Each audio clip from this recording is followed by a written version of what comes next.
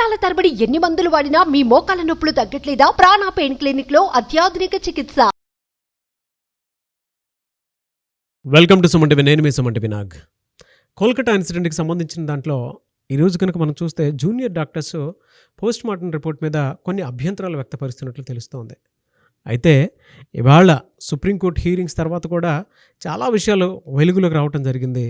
And అక్కడ ఉన్నటువంటి government దీనిపైన ఏ రకంగా చూసుకున్నా కూడా జస్టిస్ త్వరితగతిన వచ్చే అవకాశం ఉందో లేదో అనేటువంటి ఆలోచనతోటి ఆ సైడ్ నుంచి కొన్ని నెగటివ్స్ కూడా చేస్తున్నాయి అనేటువంటి విషయాలు అయితే మనకు చూసేటప్పుడు కొన్ని అర్థమవుతూ ఉంటాయి. ఎందుకు ఇలా జరుగుతుంది, దీనికి సంబంధించినటువంటి వాటిల్లో వెనక హస్తం ఏముంది అని ఈరోజు మనతో పాటు హైకోర్టు అడ్వకేట్ రవీంద్రనాథ్ గారు ఉన్నారు. వారి మాట్లాడి తెలుసుకుందాం. నాగరాజు గారు, జస్టిస్ అభయ అని ఈ కేసు ఏదైతే గడిచిన కొద్ది 54 రోజులుగా ఈ కథనం ఏదైతే కంటిన్యూషన్ అవుతుందో, నిన్న నిరసనకారులకు కూడా ఉవ్వెత్తున వాళ్ళ యొక్క నిరసనలు కూడా తెలపడం జరిగింది. దీనికి సంబంధించి ఇప్పటివరకు ఉన్నటువంటి అప్డేట్స్ నేను మీతో పంచుకునే ప్రయత్నం చేస్తాను. ముందుగా సంజయ్ రాయ్ అండ్ సందీప్ ఘోష్ వీళ్ళిద్దరినీ కూడా నిన్న కంటిన్యూగా రాత్రి 12 గంటల వరకు కూడా విచారణ చేయడం జరిగింది. అంటే ఇప్పటివరకు సందీప్ ఘోష్ని కేవలం ఒక ఫైనాన్షియల్ అలిగేషన్స్, అదేవిధంగా అక్రమాస్తులకు సంబంధించి ఈడీ దర్యాప్తులు చేశారు. కానీ ఈ కేసుకు సంబంధించి అంటే కాలేజీలో ఏం జరిగింది, అంటే ఇప్పటివరకు ఉన్నటువంటి వాళ్ళ యొక్క ఎవిడెన్సెస్ అన్ని తీసుకున్నారు. అంటే ఇందులో కాలేజీలో సందీప్ ఘోష్ యొక్క హస్తం ఉందని ఎప్పుడైతే కన్ఫర్మ్ చేసుకున్నారో, ఈ కేసుకు సంబంధించి జస్టిస్ అభయ సంబంధించి ఏం మార్పులు జరిగాయి, ఇతను చేసినటువంటి ప్రవర్తన ఏమిటంటే పూర్తిగా మనకి వెలుగులో రానప్పుడు కూడా ఎక్స్క్లూజివ్గా ఓన్లీ రాత్రి 12 గంటల వరకు కూడా సందీప్ ఘోష్ని ఈ విచారణ చేసినట్టుగా తెలుస్తుంది మనకి. దీని మీద సంజయ్ రాయ్ని మాట్లాడడం జరిగింది, సందీప్ ఘోష్ని కూడా మాట్లాడడం జరిగింది. ముఖ్యంగా అభిజిత మండలం ఏదైతే తలా పోలీస్ స్టేషన్ అభిజిత మండలం కూడా మీకు అభిజిత మండలం జరిగినటువంటి డిస్కషన్ ఏం జరిగింది, మీకు ఎప్పుడైతే ఇన్ఫర్మేషన్ వచ్చిందో ఈ ఇన్ఫర్మేషన్ అభిజిత్ మండలికి మీరు ఎందుకు మాట్లాడాల్సి వచ్చింది, అభిజిత్ మండలికి మీకు జరిగినటువంటి ఈ డిస్కషన్స్ అంటే వాళ్ళ దగ్గర టోటల్ కాల్ డేటా మొత్తం తీసుకున్నారు కాబట్టి మీరు ఇలా ఎందుకు మాట్లాడాల్సి వచ్చింది అని సందీప్ ఘోష్ని డైరెక్ట్గా క్వశ్చన్ చేస్తుంటే సందీప్ ఘోష్ కొన్ని ప్రశ్నలకు సమాధానం చెప్పడం జరిగింది, కొన్ని ప్రశ్నలకు సమాధానం చెప్పలేకపోయాడు. అయితే ఇతనికి తెలియకుండానే సందీప్ ఘోష్ మీద మరొక కీ పర్సన్ ఎవరో ఇన్వాల్వ్మెంట్ ఉందని మనం మొదటి నుంచి సస్పెక్ట్ చేస్తున్నాం. ఒక డిఎన్ఏ పర్సన్ ఉన్నారని మనం ముందు నుంచి మాట్లాడడం జరిగింది. దానికి సంబంధించి మనకు కూడా కొన్ని విషయాలు వెలుగులోకి వచ్చాయి. దాన్ని నెక్స్ట్ ఎపిసోడ్లో మనం ఓన్లీ ఎక్స్క్లూజివ్గా డీకి సంబంధించి కొన్ని విషయాలు నేను మీకు వెలుగులో తీసుకొస్తాను. అయితే జరిగిన విషయాలు ఈ ఎపిసోడ్లో మనం మాట్లాడుకుంటున్నాం కాబట్టి దీనిలో సందీప్ ఘోష్కి ఎవరైతే ఇన్ఫ్లుయెన్స్ చేశారు, ఎవరి నుంచి ఇతనికి ఆదేశాలు అందాయి, ఏ ఆదేశాలకు అనుగుణంగా సందీప్ ఘోష్ అలా ప్రవర్తించాడు అంటే కేవలం తనకు ఇండివిజువల్గా తను మాట్లాడడం జరిగిందా, ఎవరి ఆదేశాలైనా తీసుకొని మాట్లాడడం జరిగిందా అన్న విషయం మీదే కంటిన్యూగా రాత్రి 12 గంటల వరకు, అంటే బుధవారం రాత్రి మంగళవారం ఉదయం మొదలుపెట్టారు 10 గంటలకి కంటిన్యూషన్గా రాత్రి కంటిన్యూగా నాన్ స్టాప్గా 14 గంటల పాటు అతనికి ఇంటరాగేషన్ చేశారు సిబిఐ పోలీసులు. అంటే దర్యాప్తుని ఇంకా వేగవంతం చేసుకునే వెళ్ళే ప్రక్రియలో నిజంగా మన నిన్న మంగళవారం రాత్రి జరిగినటువంటి ఏదైతే దర్యాప్తు ఉందో డెఫినెట్గా మాత్రం కీలకమైన విషయాలు రాబట్టారు సిబిఐ వాళ్ళు. అంటే ఇప్పటివరకు జరపలేదా సార్, కాదు జరిపారు. అవన్నీ ఎవిడెన్స్ అన్ని కలెక్ట్ చేసుకొని పెట్టుకొని డైరెక్ట్గా క్వశ్చన్ ఫామ్ పెట్టుకొని సందీప్ ఘోష్ ఇంటరాగేట్ చేశారు. అదేవిధంగా సంజయ్ రాయ్ని కూడా ఇంటరాగేట్ చేశారు. సంజయ్ రాయ్ చెప్పేది సందీప్ ఘోష్ చెప్పేది కొంత విభేదించినట్టుగా ఉంది. అయితే ముందుగా మనం అనుకున్నట్టుగా సంజయ్ రాయ్ కేవలం అక్కడ వేరే పర్సన్ని సర్వీస్ చేయడానికి వెళ్ళలేదు, అభయని మర్డర్ చేసే విషయంలో కొంత కీలకమైన పాత్ర పోషించినట్టుగా కొన్ని విషయాలు మనకు వెలుగులోకి వచ్చాయి. అది ఎంతవరకు కన్ఫర్మేషన్ ఉంది మనం కన్ఫర్మేషన్ చేసుకొని చెప్దాం నాగరాజ్ గారు. దీనికి సంబంధించి ఇంకొకటి ప్రధాన విషయం ఏంటంటే పోస్ట్ మార్టం అటాప్సీ రిపోర్ట్. ఇక్కడ జూనియర్ డాక్టర్లు ఏదైతే ఇక్కడ నిరసన తెలుపుతూ ఉన్నారో ఇందులో భాగంగా నిన్న కొంతమంది జూనియర్ డాక్టర్లు వెలుగులోకి వచ్చి వాళ్ళ ఒక ఎవిడెన్స్ బయటికి ప్రెస్కి రిలీజ్ చేశారు. అందులో ఏంటంటే మేము అటాప్సీలో పార్టిసిపేట్ చేశాము, మా సంతకాలు కూడా ఉన్నాయి, మేము సంతకాలు పెట్టినటువంటి అటాప్సీ రిపోర్ట్ ఒకటి మనకు వచ్చింది. మన ఈ వీడియోతో పాటు అది కూడా ప్లే చేయండి నాగరాజ్ గారు.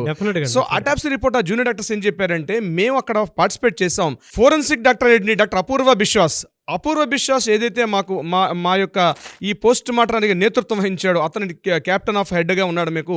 మాతో పాటు గైనిక్ డాక్టర్స్ 2 ఉన్నారు. అదేవిధంగా న్యూరాలజీ డాక్టర్స్ ఒక డాక్టర్ పార్టిసిపేట్ చేశారు. ఫోరెన్సిక్ సంబంధించి డాక్టర్ ఈ అపూర్వ బిశ్వాస్ పార్టిసిపేట్ చేశారు. 2 రెసిడెంట్ డాక్టర్స్, ఒక పీజీటీ స్టూడెంట్ కూడా మాతో పాటు ఉన్నారని చెప్తూ ఒక 5 డాక్టర్ల సిగ్నేచర్, అంటే మొత్తం పోస్ట్ మార్టం రిపోర్ట్ వెలుగులోకి తీసుకొని రాలేదు, కొన్ని సుప్రీంకోర్టు గైడ్లైన్స్ వల్ల టోటల్ పోస్ట్ మార్టం రిపోర్ట్ తీసుకున్నప్పుడు కూడా కింద సిగ్నేచర్స్ అయితే ఏం పెట్టారు, మేము మందిని కన్ఫర్మ్ చేస్తున్నామని చెప్తూ జూనియర్ డాక్టర్స్ యొక్క బృందం ఒక 5 సంతకాలు పెట్టిన ఒక లెటర్ని బయటకు రిలీజ్ చేయడం జరిగింది. దేనికి ఈ విషయం గురించి మనం ఎందుకు మాట్లాడుకుంటున్నాం అంటే, పోస్ట్ మార్టం మేము చేసేటప్పుడు మాకు తెలియకుండానే చాలా ఫోర్స్ మా మీద ఉంది. అంటే యాక్చువల్గా ఒక పోస్ట్ మార్టం రిపోర్ట్ చేయాలంటే అట్లీస్ట్ మినిమం టు మినిమం ఒక 1 అవర్ తీసుకుంటాం మేము కంప్లీట్గా. కానీ 17 మినిట్స్లో టోటల్ అటాప్సీ మొత్తం కూడా కంప్లీట్ చేయడానికి మాకు త్వరితగతిన పూర్తి చేయమని చెప్పి మాకు పైనుంచి అపూర్వ విశ్వాసకు కూడా గైడ్లైన్స్ వచ్చిందని చెప్పి దాని తగ్గట్టుగా మేము ఎప్పుడైతే లోపల అటాప్సీ చేస్తున్న రూమ్లో ఉన్నామో మాకు ఇమీడియట్గా తొందరగా చేయమని చెప్పి మాకు అపూర్వ విశ్వాస్ కూడా మమ్మల్ని ఫోర్స్ చేశాడు. అందుకని మేము ఇమీడియట్గా చెక్ లిస్ట్ అంటే మాకు రాసుకునేటప్పుడు అటాప్సీని చేసేటప్పుడు ఎలా ఉంటుందంటే, ఒకరు చెక్ చేస్తుంటారు. ఈ టోటల్ అటాప్సీ రిపోర్ట్ మొత్తం కూడా వీడియోగ్రఫీ చేశారు. అయినప్పటికీ కూడా ఒక టెస్ట్ చేస్తుంటే మేము ఇమీడియట్గా ఒక రిపోర్ట్ రాస్తూ ఉండాలి. It's a lengthy process. కానీ అయినప్పటికీ కూడా 17 నిమిషాల్లో మమ్మల్ని పూర్తిగా కంప్లీట్ చేయమని చెప్పి అపూర్వ విశ్వాస్ గారికి పైనుంచి ఒక ఆర్డర్స్ అందాయి. దాని తగ్గట్టుగా అతను తొందరగా ఈ ఫోర్స్ని చేశారు అని చెప్పి జూనియర్ డాక్టర్స్ 17 నిమిషాల్లోనే అయిపోవాలని చెప్పేశారు. పావు గంటలో కంప్లీట్ చేసేసేయండి అటాప్సీ రిపోర్ట్ అని చెప్పి దానికి తగ్గట్టుగా త్వరగా అతను ఇమీడియట్గా తీసుకెళ్లి పోస్ట్ మార్టం అయిపోగానే ఇమీడియట్గా క్రిమేషన్ కూడా చేసేయాలని చెప్పి వాళ్ళకి గైడ్లైన్స్ అందే. కాబట్టి మేము అనుకున్నట్టుగా ఈ యొక్క అటాప్సీ రిపోర్ట్ చేయలేకపోయాము అని చెప్పి వాళ్ళు బయటకు వచ్చి జూనియర్ డాక్టర్స్ మాట్లాడడం జరిగింది. ఎవరైతే ఈ అటాప్సీలో పార్టిసిపేట్ చేసినటువంటి డాక్టర్స్ ఇప్పుడు నేను చెప్పిన లిస్ట్లో వాళ్ళు బయటకు వచ్చి చెప్పారు. దాని తగ్గట్టుగా ఆ కంటెంట్ మొత్తం కూడా వాళ్ళు రాశారు, ఇది రిలీజ్ చేశారు. ఇక నెక్స్ట్ పాయింట్ ఏంటంటే, ఒక ఇంట్రెస్టింగ్ న్యూస్ ఒకటి జరిగింది నాగరాజ్ గారు. ఒకటి ఇవి ఇలా జరుగుతుండగానే జూనియర్ డాక్టర్స్ యొక్క ప్రతినిధుల బృందం మొత్తం కూడా ఆర్జికర్ మెడికల్ కాలేజీలో ప్రిన్సిపాల్ ఛాంబర్కి ఎదురుగుండా ఉన్నటువంటి పీజీబీ గార్డెన్స్ ఎదురుగుండా ఒక శిల్పాన్ని ప్రతిష్ఠించారు జూనియర్ డాక్టర్లు. ఆ శిల్పపు ప్రతిమ ఎలా ఉంటుందంటే, ఒక ఏడుస్తున్నట్టు ఆక్రందనలతో అరుస్తున్నటువంటి ఒక అమ్మాయి యొక్క ఆక్రందన, అంటే టోటల్గా హెయిర్ అంతా ఉండి గొంతు తరుస్తున్నట్టుగా ఒక శిలా విగ్రహాన్ని, ఒక శిల్పాన్ని అక్కడ ప్రతిష్ఠించారు. ఆ శిలా విగ్రహం ఎలా ఉంటుందంటే, గట్టిగా అరుస్తున్నటువంటి ఒక అమ్మాయి యొక్క శిల్పం ఆకాశాన్ని చూస్తూ గట్టిగా అరుస్తున్నటువంటి ఒక నల్ల రాతితో చేసినటువంటి ఒక fibre glass, black colour fibre గ్లాస్తో చేసినటువంటి ఒక ఆక్రందన, ఒక ఆర్తనాదాన్ని గట్టిగా వెలుగుతూ ఆకాశానికి రోధిస్తున్నటువంటి ఒక శిల్పాన్ని అక్కడ ప్రతిష్ఠించడం జరిగింది నిన్న జూనియర్ డాక్టర్స్. ఆ శిల్పాన్ని చెక్కినటువంటి అభయ ఆత్మ న్యాయం కోసం ఏడుస్తుందేమో అన్న భావన కలుగుతుంది మా మనసులో. చాలా బాధ అనిపించింది సార్ నాకు.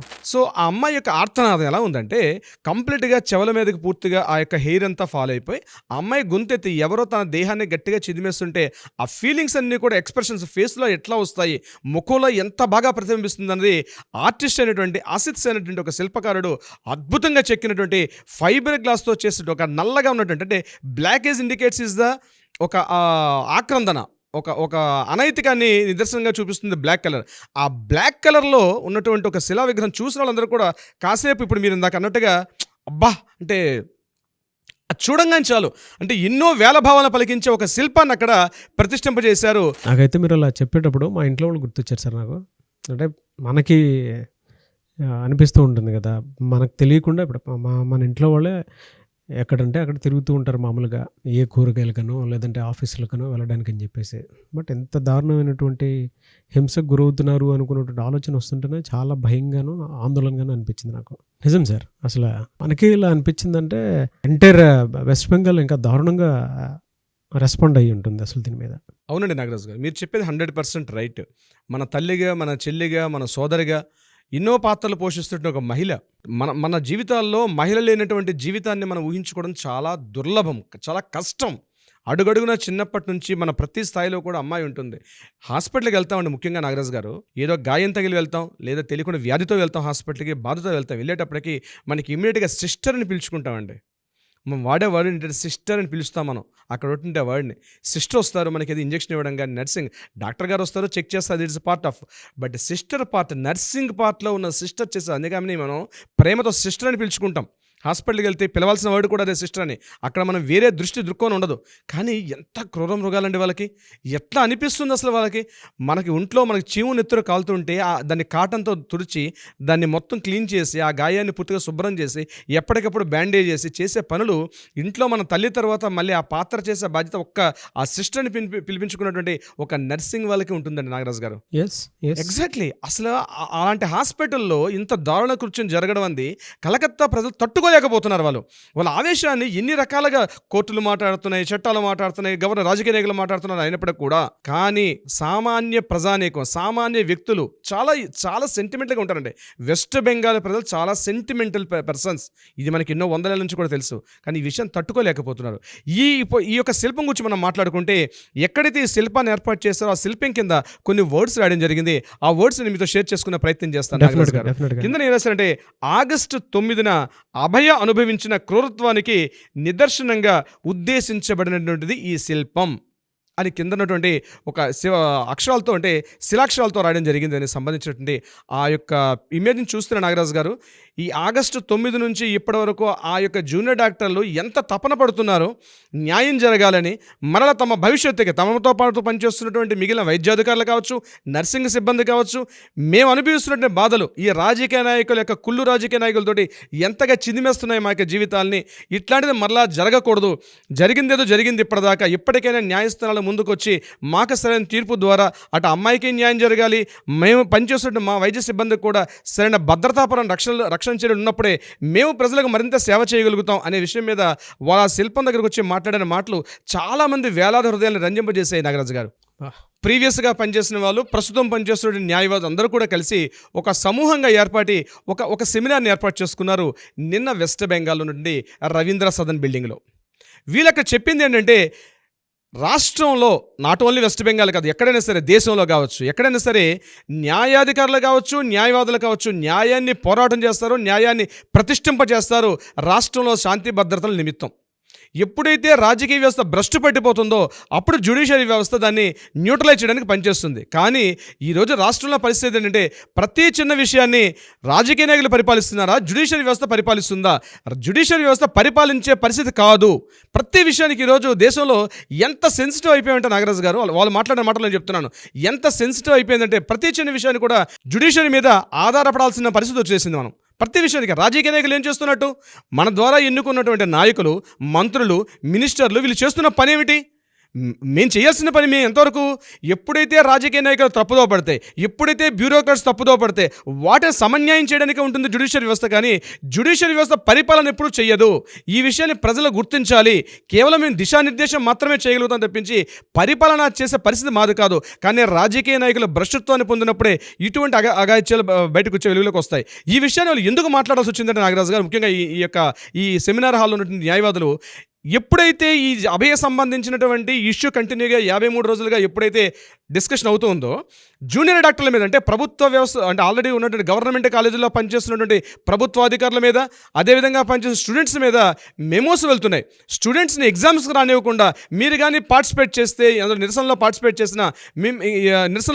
చేసిన అదేవిధంగా మీరు అభయకు సంబంధించి మీరు ఏ రకమైన కార్యకలాపాలు మీరు పార్టిసిపేట్ చేసినట్టయితే మిమ్మల్ని కాలేజీని సస్పెండ్ చేస్తున్నాం, మీకు ఎగ్జామ్స్లో పార్టిసిపేట్ చేయనివ్వం, మీకు ఎగ్జామినేషన్లో పాటు మిమ్మల్ని ప్రమోట్ చేసే అవకాశం కూడా లేకుండా మిమ్మల్ని అంటే ఒక దమన నీతి అంటారు చూసారా నాగరాజు గారు, అంత దమన నీతి ఈరోజు కూడా మమతా బెనర్జీ ప్రభుత్వం ఆ రాష్ట్రంలో ప్రవర్తిస్తుంది.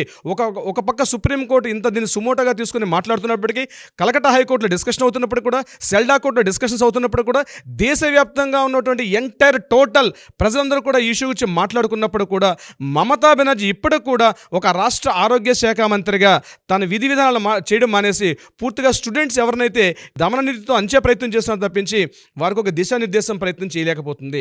దీనికి ఉద్దేశించి ఈ యొక్క న్యాయవాదులందరూ మాట్లాడింది ఏంటంటే, రాష్ట్రంలో జ్యుడిషియరీ వ్యవస్థ కేవలం మేము దిశానిర్దేశం చేయగలుగుతాం, ఈ చట్టాలు ఎలా ఉన్నాయి న్యాయం చేయగలుగుతాం తప్పించి పరిపాలనా యంత్రాంగాన్ని మాత్రం చేసే డ్యూటీ మాది కాదు.